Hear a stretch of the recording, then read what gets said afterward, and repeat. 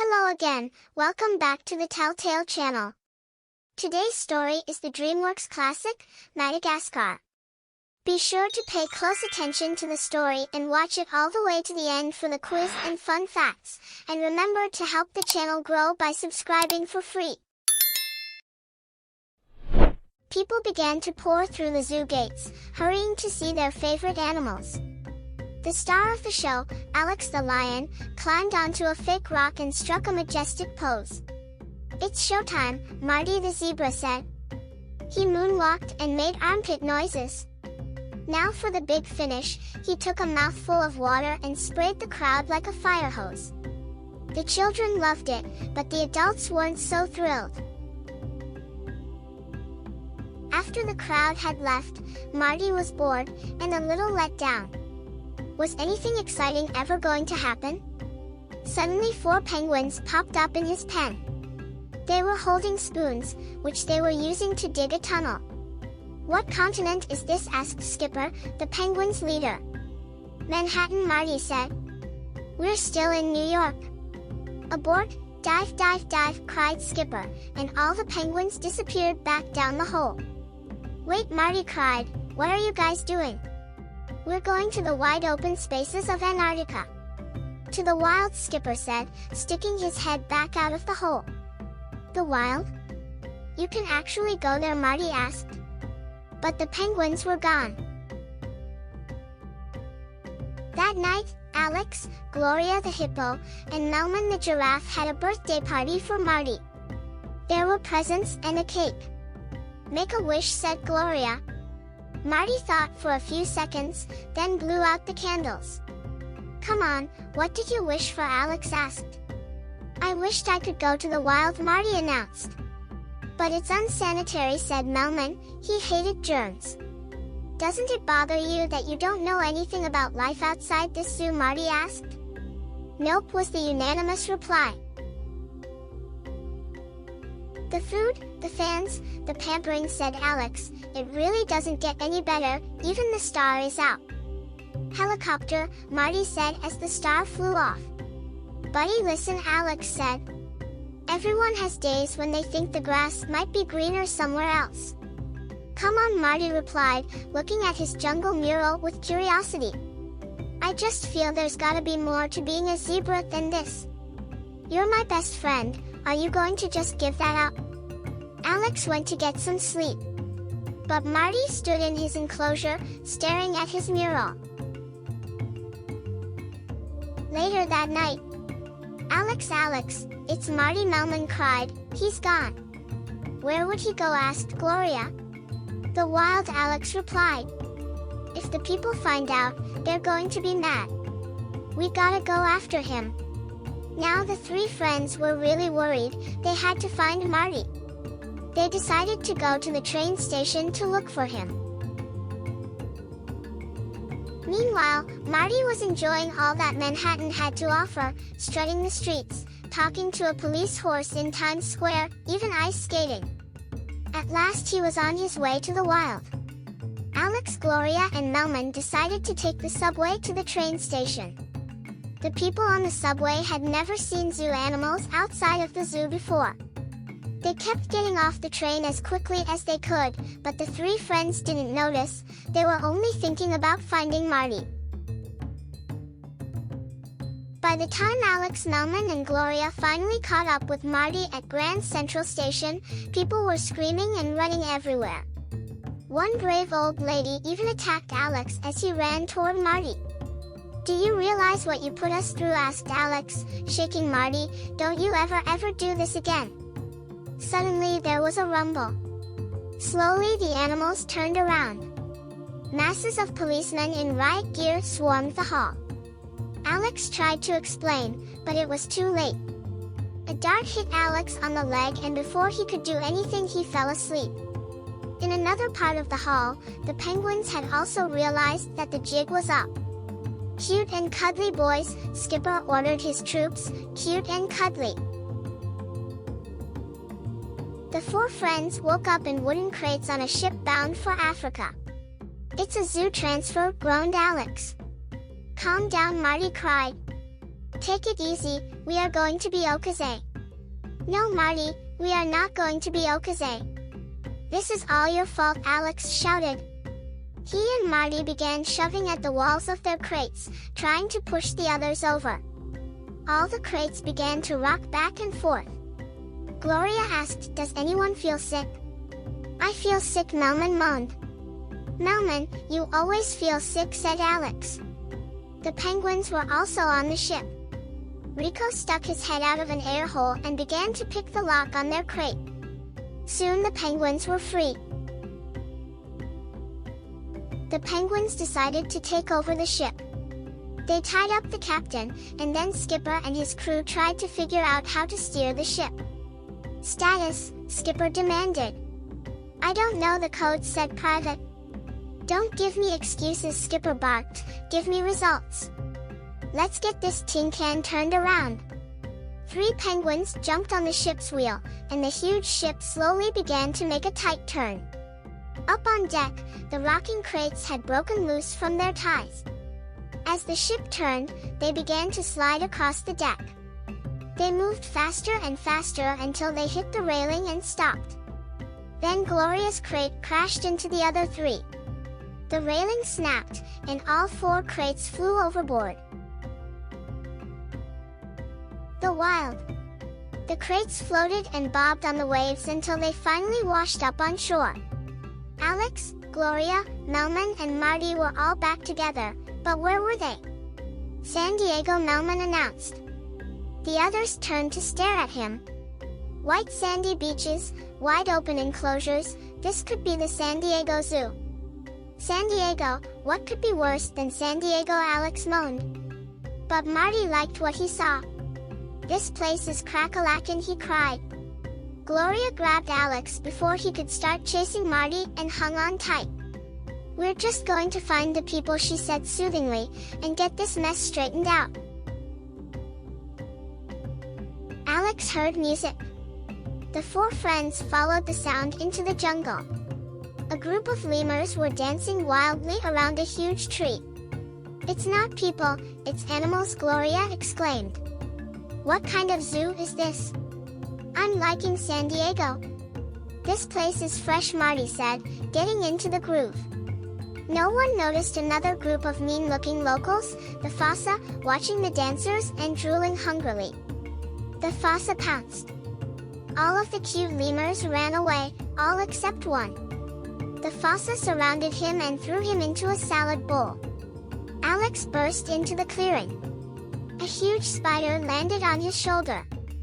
"Ah!" he cried as he danced around, trying to shake it off. The Fossa panicked at the sight of the crazed lion and melted back into the jungle. Gloria picked up Mort, the cute little lemur, and cuddled him. "Did the big bad putty tat scare you?" she asked. Mort cooed at her. Suddenly another lemur, Maurice, emerged from the jungle. He cleared his throat. "Presenting your Royal Highness, King Julian XIII. Julian marched out of the bushes. "He's got style," Marty whispered. "What is he, a guinea pig?" Alex asked. "Welcome," Julian said, "welcome to the wild. We thank you with enormous gratitude for chasing away the Fossa." "The wild?" Alex shouted in disbelief. Marty's birthday wish had come true, he was in the wild. "We're in the wild, we're in the wild," he yelled gleefully, dancing around the beach. "This could be the best thing that's ever happened to us." Alex didn't think so, in fact he was sure that it was the worst thing that had ever happened to him. All he could do was hope for a rescue boat. Back on the ship, the penguins celebrated as they headed toward Antarctica. "Well boys," Skipper exclaimed, "it's gonna be ice-cold sushi for breakfast." The penguins high-fived and settled down to some serious partying. Alex had had it with Marty. Alex prowled down the beach and drew a line in the sand. "I've had enough of this. This is your side of the island, and this is our side of the island, for those who love New York, and care about going home." "Fine," said Marty, "you all have your side, and I have mine." If you need me, I'll be over here, on the fun side of the island. Gloria was posing with her arm in the air while Alex built a giant statue. When the moment is right, we will ignite the beacon of liberty, he explained, putting the finishing touches on the rescue beacon. Melman rolled his eyes but kept on rubbing two sticks together to start a fire.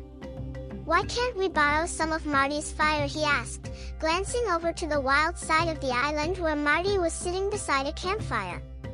That's wildfire, we're not using wildfire on Lady Liberty, Alex replied.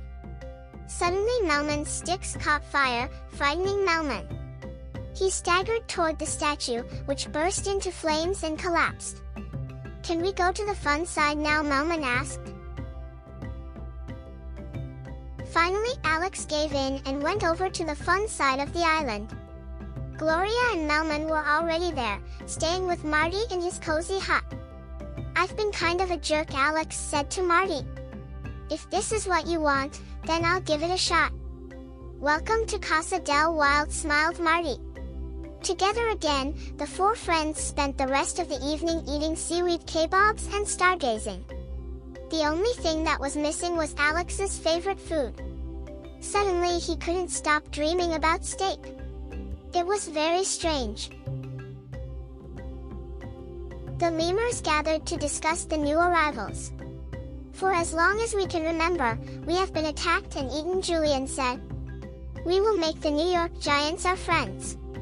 With Mr. Alex protecting us, we'll be safe and never have to worry about the dreaded Fossa ever again. Yay, the lemurs shouted. I have a plan, the New York Giants will wake up in paradise, Julian yelled. Meanwhile, the penguins had finally reached Antarctica, and they didn't like it. It was cold, very cold. So they headed back to the ship to look for someplace warm. Welcome to paradise, Julian announced the next morning as the four friends gathered for a breakfast of fruits and vegetables, all supplied by the lemurs. Alex, Marty, Gloria, and Melman looked around in amazement. They were standing in front of Marty's mural at the zoo, only this was real. How about once around the park, Marty asked. Who's with me? Alex suddenly took off running, with Marty in hot pursuit. The pair ran through the wild, tackling each other and having fun. But something strange was happening to Alex. By the time they returned to the waterhole, Alex was feeling better, and wilder than he'd ever felt before. After breakfast, Marty introduced Alex for a show unlike any he had ever performed in the New York Zoo. Ladies and gentlemen, primates of all ages. The wild proudly presents the king, Alex the lion.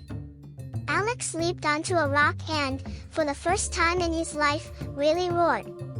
Whoa, said Gloria, I never heard that before.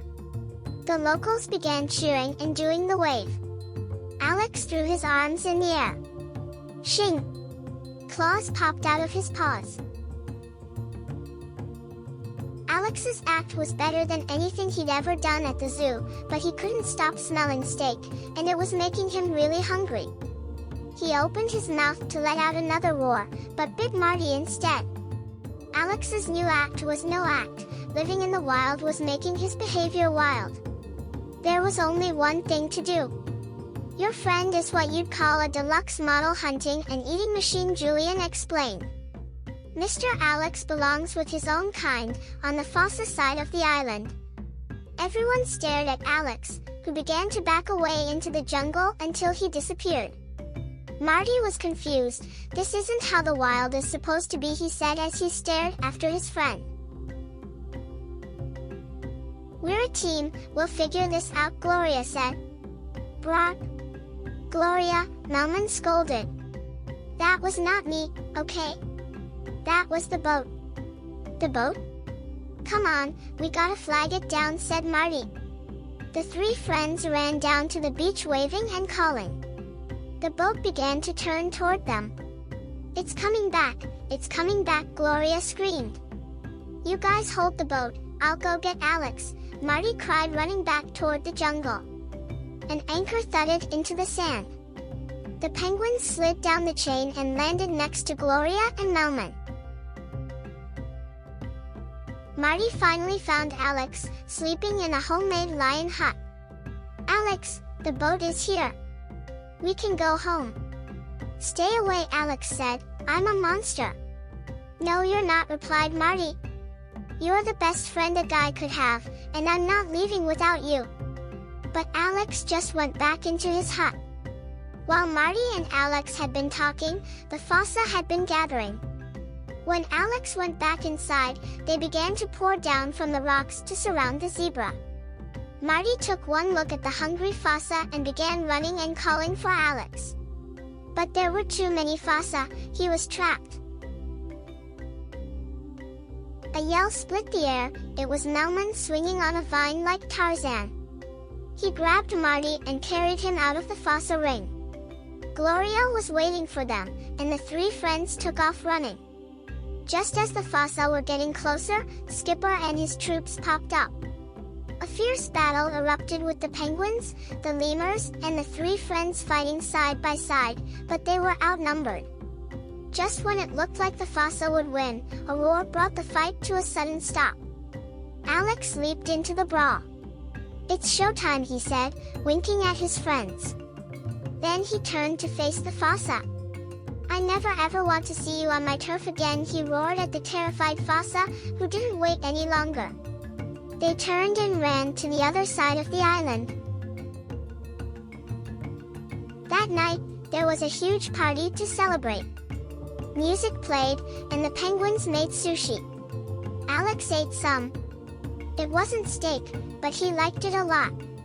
As the four friends looked around at the locals and the penguins, they realized that it didn't matter where they were as long as they were together. Marty's dream of living in the wild had come true. And he and Alex were friends again. Things couldn't get any better. With that, they all raised their coconut cups in a toast. The end. Fun fact. A zebra's stripes are like human fingerprints. Every zebra has a unique stripe pattern. Were you paying close attention to the story? Try the fun quiz. Who was the king of the lemurs? The answer is Julian. What did Alex call the rescue beacon? The answer is Lady Liberty. What was the leader of the penguins called? The answer is Skipper. Fun fact. A group of penguins in the water is called a raft, but on land they're called a waddle.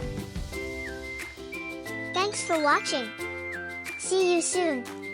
Remember to like and subscribe for free to the Telltale channel and click the notification bell for more stories, quizzes, and fun facts. Check out the channel's playlist for more Telltale stories and fairy tales.